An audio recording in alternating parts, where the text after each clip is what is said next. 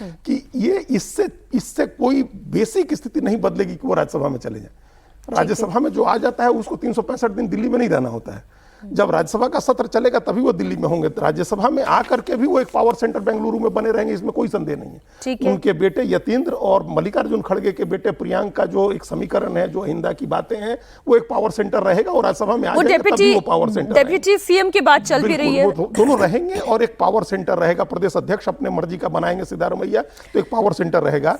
और एक बड़ी खबर आ रही है, क्योंकि विजयलक्ष्मी इशारा कर रही हैं, उनके पास एक बड़ी खबर है। विजयलक्ष्मी, अकेले में मुलाकात होगी राहुल गांधी की और सिद्धारमैया की, ये जानकारी आ रही है। और इधर ब्रेकफास्ट के लिए सभी घर पहुंच चुके हैं। सिद्धारमैया ब्रेकफास्ट के बाद इस्तीफा देंगे और फिर दिल्ली में मुलाकात होने जा रही है राहुल गांधी से। इससे जुड़ी हुई और क्या अपडेट है आपके पास? बिल्कुल मीनाक्षी, ये खबर है कि सिद्धारमैया आएंगे। हालांकि ऑन रिकॉर्ड तो यही मेंटेन किया जा रहा है कि शीर्ष नेतृत्व का आभार व्यक्त करने आएंगे कि उन्हें मुख्यमंत्री बनाया और गारंटी। राघवन कुछ कह रहे हैं। विजयलक्ष्मी माफ करिए, राघवन के पास कोई खबर है। राघवन बोले। देखिए ये बहुत ही एकदम ऐतिहासिक फोटो कह सकते हैं आज की। देखिए अगर हम कैमरामैन अगर जूम कर पाए तो इतना वक्त है नहीं मेरे पास कि मैं आपको भेजकर ये स्क्रीन पर दिखा सकूं। देखिए किस तरह से सिद्धारमैया और डीके शिव कुमार आज का फोटो ऑफ द डे इसको कह सकते हैं। गले मिल रहे हैं एक दूसरे से ब्रेकफास्ट मीटिंग से तुरंत पहले। देखिए अगर आप इसको देख पा रहे हैं, हम दर्शकों को दिखा पा रहे हैं, तो ये आज की सबसे बड़ी फोटो है कह सकते हैं मीनाक्षी, जिसमें सिद्धारमैया जो है वो इनवाइट कर रहे हैं डीके शिव कुमार को। और ये कहा जा रहा है कि अब ब्रेकफास्ट मीटिंग जो शुरू हुई है उससे पहले की, जस्ट पहले की ये तस्वीरें हैं।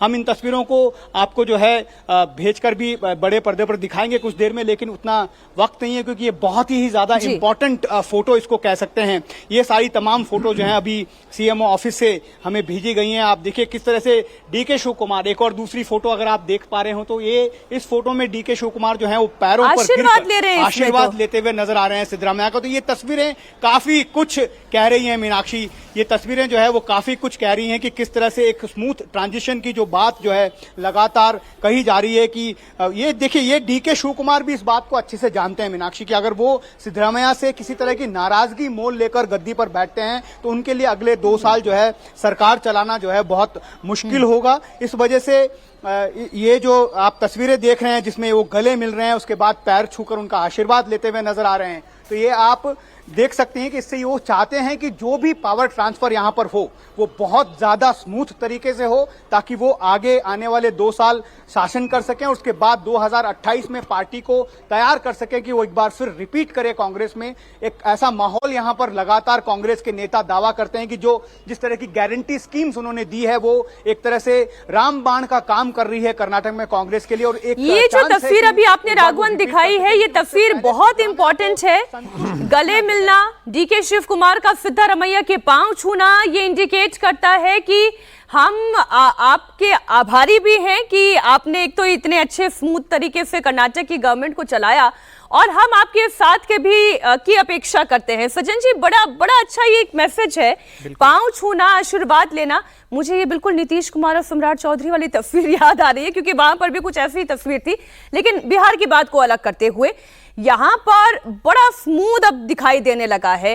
कहीं कोई क्लैश नहीं है, कहीं कोई तनाव नहीं दिखाई दे रहा है। वो पांव छूकर आशीर्वाद ले रहे हैं और जाहिर है वोट बैंक के लिए ले रहे हैं।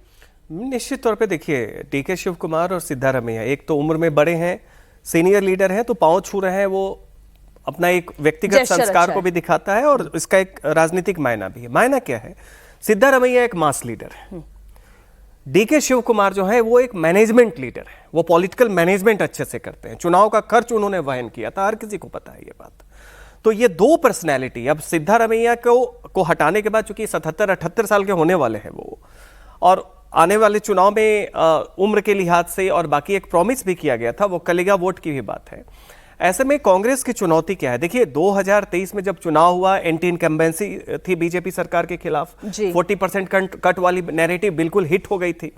उसके अलावा जो अहिंदा समीकरण है जिसमें कि अल्पसंख्यक मुस्लिम हो गए, पिछड़े वर्ग के हो गए, दलित हो गए, ये सिद्धारमैया के कारण एक साथ आए थे। कांग्रेस के साथ अगर आप देखिए तो दलित वोट तो कांग्रेस को मिलता है वहां, लेकिन जो ये पिछड़ा वोट जो है वो हमेशा बढ़ता है, क्योंकि लिंगायत चीफ मिनिस्टर जो होता है वो बीजेपी की तरफ से ज्यादा आते हैं और वहां पे क्षत्रिय पार्टी देवेगौड़ा की जो जेडीएस है उनके तरफ काफी बैकवर्ड वोट भी जाते हैं। अब इनके जाने के बाद कुर्बा जाति का भी पूरा वोट कांग्रेस को मिलेगा इसकी गारंटी नहीं है। और इसका सबसे बड़ा सत्यापन जब 2024 का लोकसभा चुनाव हुआ था, आप देखिए कुर्बा क्षेत्र में भी बीजेपी जीती, 28 में से 19 सीट एनडीए को मिला था। तो जो 23 में बीजेपी की हार हुई थी उसका ओवर कंपनसेशन बीजेपी ने 24 में कर लिया था। बहुत बड़ी संख्या में ओबीसी का वोट बीजेपी को मिला था। वैसी स्थिति में डीके शिव कुमार पांव छू रहे हैं, गले मिल रहे हैं, उसका एक पॉलिटिकल मायना यह है कि 28 इनके पास मुश्किल से 2 साल का समय है, उसमें 6 महीना तो चुनाव में गया, 1.5 साल का समय है। ऐसे में बीजेपी जो बैकवर्ड कास्ट का वोट विन कर रही है, दलित वोट अभी भी बीजेपी के पास उतना ज्यादा साउथ में नहीं है, लेकिन जो ओबीसी वोट बड़ी संख्या में बीजेपी की तरफ जा रहा है। येदियुरप्पा के बेटे वहां के प्रदेश अध्यक्ष हैं, तो लिंगायत वोट उनके पास है, बंट वोट उनके पास है, और भी बहुत सारे जो बाकी वोट उनके पास है। उसके लिए सिद्धारमैया को इसलिए रखना है कि 28 में जो बैकवर्ड आपने कहा सिद्धारमैया को रखना है, सिद्धारमैया रहना भी चाहते हैं, लेकिन मुख्यमंत्री के तौर पे वो रह नहीं सकते हैं। राहुल गांधी ने भी विजय लक्ष्मी ये मैसेज क्लियर कर दिया है, और सिद्धारमैया राज्यसभा भी नहीं आना चाहते हैं। तो फिर सिद्धारमैया क्या चाहते हैं, पहला सवाल तो यही है। और फिर राहुल गांधी उन्हें मनाएंगे कैसे, दूसरा सवाल यह है। विजय लक्ष्मी,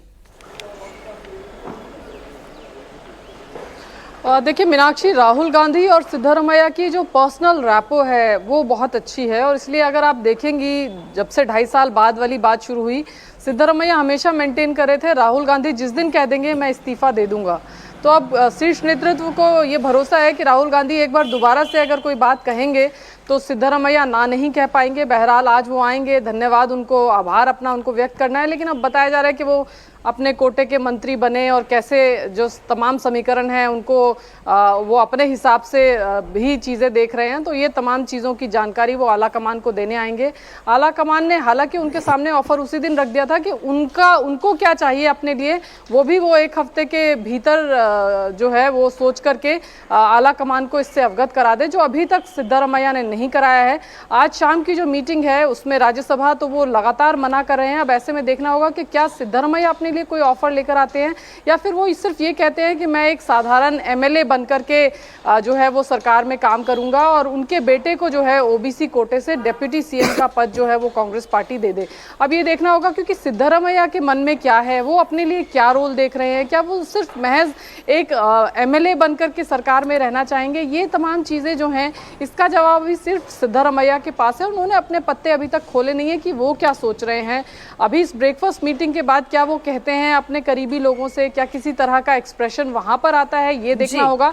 लेकिन देर शाम जब वो दिल्ली पहुंचेंगे तो जरूर आला कमान से अपने मन की बात कहेंगे, और वो क्या सोचते हैं, उन्हें क्या मिलना चाहिए, इसको लेकर की भी क्लैरिटी उस मीटिंग के बाद आएगी।